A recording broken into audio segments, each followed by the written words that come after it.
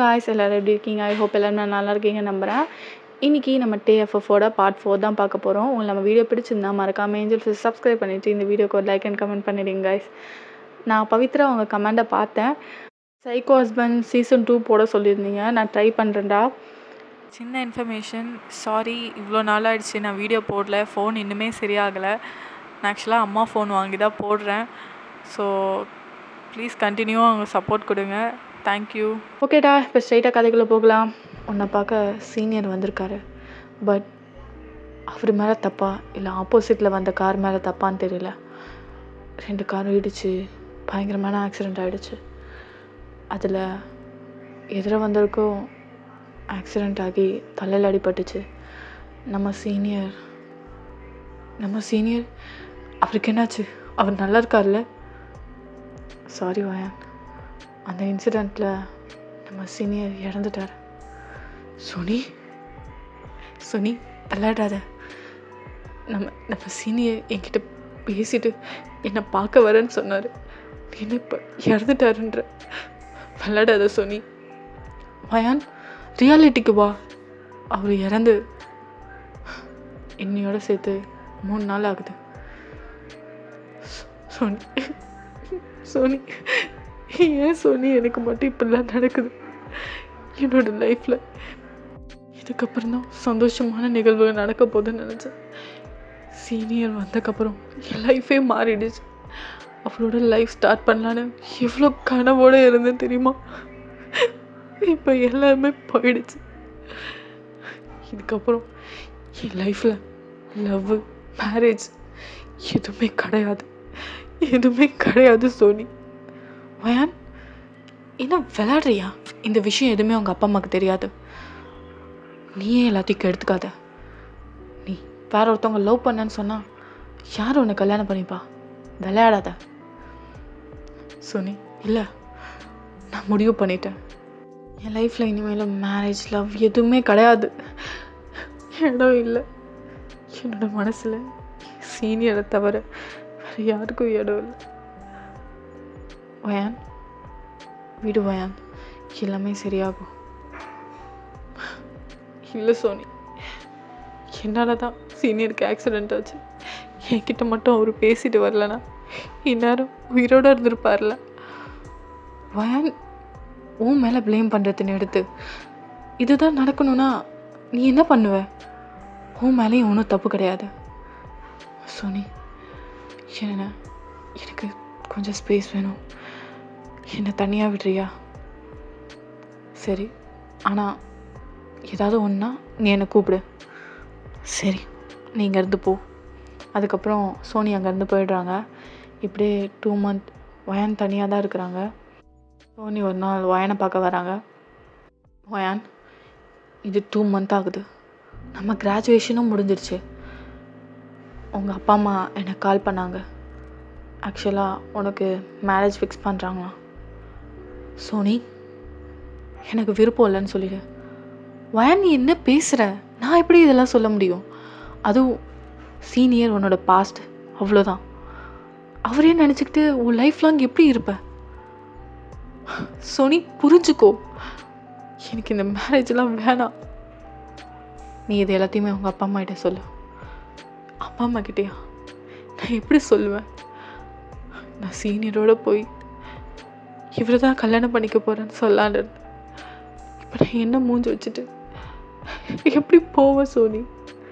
தெரியுதில்ல? அப்போது நீ தான் உன் லைஃப் டிசிஷனை முடிவு பண்ணணும். சீனியர் இதுக்கப்புறம் உனக்கு இல்லைன்னு ஆயிடுச்சு. நீ அடுத்தது உன் லைஃப்பில் மூவ் ஆன் பண்ணி போயிட்டே இருக்கணும். இதை பிடிச்சிட்டு இருந்தேன்னா அவ்வளோதான் உன் லைஃப். உன்னோட அப்பா அம்மா உன்னை அமெரிக்காவுக்கு கூப்பிட்றாங்க. இந்த உன் ஃப்ளைட் டிக்கெட். மேரேஜ் ஃபிக்ஸ் ஆனோன்னே என்னை கூப்பிடு. அப்படி ஒன்று நடந்ததானே சோனி. அதுக்கப்புறம் வயான் கிளம்பி அமெரிக்கா போயிடுறாங்க. இந்த பக்கம் ஒருத்தர் அவங்க அம்மாகிட்ட ஆர்குமெண்ட் பண்ணிகிட்ருக்காரு. அம்மா, எனக்கு தான் கல்யாணம் வேணான்னு சொல்லிட்டேன்ல. அம்மா, எனக்கு வேணான்னா வேணாம். என்னோட பிஸ்னஸ் தான் எனக்கு ரொம்ப முக்கியம். இந்த வயசில் கல்யாணம் பண்ணி நான் என்ன பண்ண போகிறேன்? எனக்கு 25 தான் ஆகுது. நீ தெரிஞ்சு தான் பேசுறியாடா? உன்னோட வயசில் உன்னோட ஃப்ரெண்ட்ஸ்க்கெலாம் கல்யாணம் ஆகி குழந்த இருக்குது. அதுக்கு நான் என்ன பண்ணமா? எனக்கு இந்த மேரேஜில் இன்ட்ரெஸ்ட் இல்லை. நான் பிஸ்னஸில் ஒரு பெரிய லெவல் வரணும். நீங்கள் அதுக்குள்ளே கல்யாணம் எல்லாத்தையும் பண்ணி என் கனவை ட்ராப் பண்ணுறாதீங்க. யார் கல்யாணம் பண்ணிட்டு சாதிக்கல? கல்யாணம் பண்ணால் எதுவுமே பண்ண முடியாதா? அம்மா, இப்போ எனக்கு கல்யாணம் வேணாம். நான் சொன்னது தான். நீ அவளை தான் கல்யாணம் பண்ணிக்க போகிற. இன்னைக்கு நம்ம பொண்ணு பார்க்க போகிறோம். அம்மா, எனக்கு வேணான்னா வேணாம். உனக்கு லாஸ்ட் வார்னிங். அப்பா இப்போ வந்துடுவார். உனக்கு தெரியும் அப்பாவை பற்றி. ஒழுங்கா இந்த கல்யாணத்தை ஒத்துக்கோ. சரி, நான் வரேன். ஆனால் எனக்கு பிடிக்கலன்னு தான் சொல்கிறதுக்கு வரேன். எப்படியோ, ஆனால் நீ வா. சரி, நீங்கள் போங்க, நான் வரேன். ஏன் தான் என்ன இப்படி டார்ச்சர் பண்ணுறாங்களோ? எனக்கு தான் இன்ட்ரெஸ்ட் இல்லைன்னு சொல்லிட்டேன்.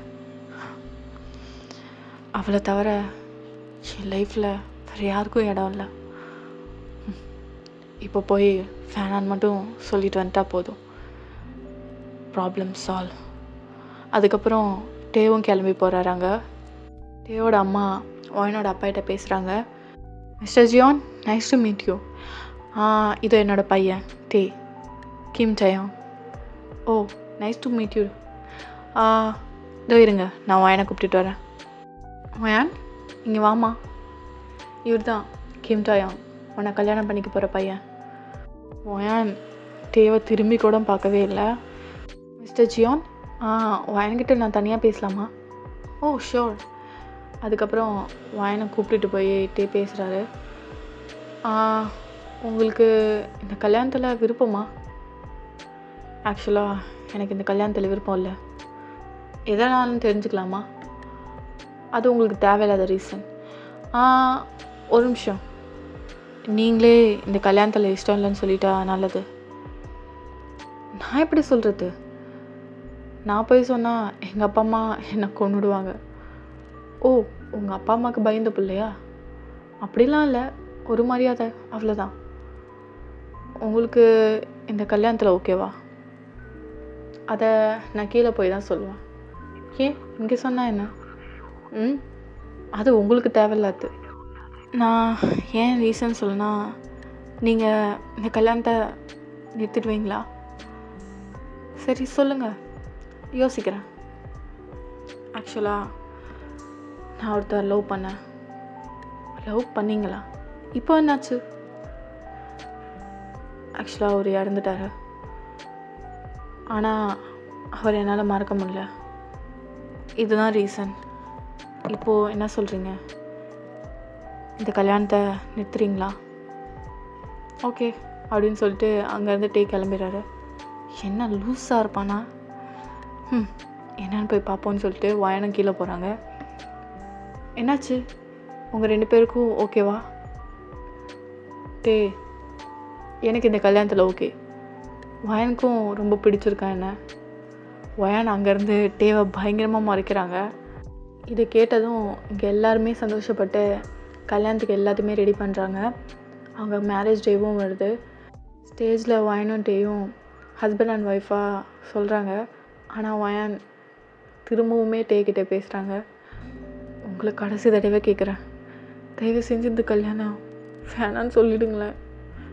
அதுக்கு டே எந்த பதிலுமே சொல்லலை. உங்களை தான் சொல்கிறேன், இந்த கல்யாணத்தில் எனக்கு விருப்பம் இல்லை, நிறுத்திடுங்க. நோவே. இப்போ அஃபிஷியல் நம்ம 2 பேரும் ஹஸ்பண்ட் அண்ட் ஒய்ஃப். அதுக்கப்புறம் வயனும் கோவப்பட்டு திரும்பிடுறாங்க. அதுக்கப்புறம் அவங்க ஃபர்ஸ்ட் நைட் வருது. வயன் பெட்டில் உட்காந்துட்ருக்காங்க. டே பொறுமையாக வயன்கிட்ட வராங்க. வயன் எந்த ரெஸ்பான்ஸுமே வயன் கொடுக்கவே இல்லை. வயன், ஐம் ஸோ சாரி வயன், உனக்கு இந்த கல்யாணத்தில் விருப்பம் இல்லைன்னு தெரியும். பட் என்னோடய அப்பா அம்மாவை நான் டிஸப்பாயின்மெண்ட் பண்ண விரும்பலை. அதனால் இன்னும் கொஞ்ச நாள் வாழ்ந்துட்டு அஃபிஷியலாக உனக்கு டிவோர்ஸ் கொடுத்துட்றேன். வயனுக்கு அப்போ தான் சந்தோஷமே வருது. ரியலி? நீங்கள் நிஜமானவோ எனக்கு டைவர்ஸ் கொடுத்துருவீங்களா? ஆமாம், நான் கொடுக்குறேன். சரி, இப்போ நீ தூங்கு. நான் கீழே கெஸ்ட் ரூமில் போய் தூங்கிக்கிறேன். நீ என் ரூம்லேயே படுத்துக்கோ. வேணாம், நான் கீழே போய் படுத்துக்கிறேன் அப்படின்னு சொல்லிட்டு வயன் அங்கேருந்து போயிடுறாங்க. வயன், இன்னும் கொஞ்ச நாள் தான் நீ என் கூட இருப்ப. அதுக்குள்ளே என்னோடய லவ்வை நான் ப்ரூவ் பண்ணி நம்ம 2 பேரும் அஃபிஷியலாக ஹஸ்பண்ட் அண்ட் ஒய்ஃப் ஆகலாம். நான் என்னோடய விடாமுயற்சி மட்டும் எப்பவும் விட மாட்டேன். மார்னிங் சீக்கிரமாக எழுந்தி பிரேக்ஃபாஸ்ட் எல்லாத்தையுமே ரெடி பண்ணிவிட்டு வயனை போய் எழுப்புறாரு. வயன், வயன், என்னாச்சு? ஓ, நீங்களா? வயன், நான் பிரேக்ஃபாஸ்ட் ரெடி பண்ணிட்டேன். நீங்கள் எதுக்கு இதெல்லாம் பண்ணுறீங்க? எனக்கு எப்படி சமைக்கணும்னு தெரியும். நான் எனக்கு சமைச்சிக்கிறேன். இட்ஸ் ஓகே வயன், நீ டயர்டாக இருப்ப, அதனால தான் நான் சமைச்சேன். நீ சாப்பிட்டுடு, நான் ஆஃபீஸ் கிளம்புறேன். சரி, இனிமேலும் நீங்கள் வந்து எழுப்ப தேவையில்ல. ஏன்னா காலையிலே உங்கள் முகத்தை பார்க்க விரும்பலை. சாரி வயன், நான் கிளம்புறேன். அதுக்கப்புறம் வயன் எதுவுமே சொல்லலை. அங்கேருந்து ஆஃபீஸ் கிளம்பி போயிடாரு. இப்படியே நெக்ஸ்ட் டே ஆகுது. வயான் ஃபோன் பார்த்துக்கிட்டே மாடியிலேருந்து இறங்கி வந்துட்டுருக்காங்க. அங்கே தண்ணி கிடக்கிறத பார்க்காம வயான் தெரியாமல் காலை வச்சிடுறாங்க. ஜஸ்ட்டு வலிக்கு விழும் போது வந்து பிடிச்சிடுறாரு. அதுக்கப்புறம் 2 பேருமே ஐ டு ஐ பார்த்துக்கிறாங்க.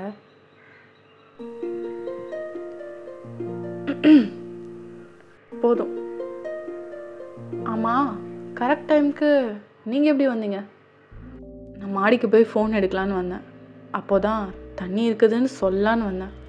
கரெக்டாக நீயே விழ பார்த்த. ஓ, இதெல்லாம் கோஇன்சிடென்ஸா இல்லை பிளான் பண்ணி தான் பண்ணுறீங்களா? ஓகே டாமி, இதோட கண்டினியூஷன் நம்ம பார்ட் 5ல் பார்க்கலாம். உங்களுக்கு நம்ம கதை பிடிச்சிருந்தா மறக்காமல் சப்ஸ்கிரைப் பண்ணிவிட்டு இந்த வீடியோக்கு ஒரு லைக் அண்ட் கமெண்ட் பண்ணிடுங்க கைஸ். பாய் ஆர்மி, சராங்கே.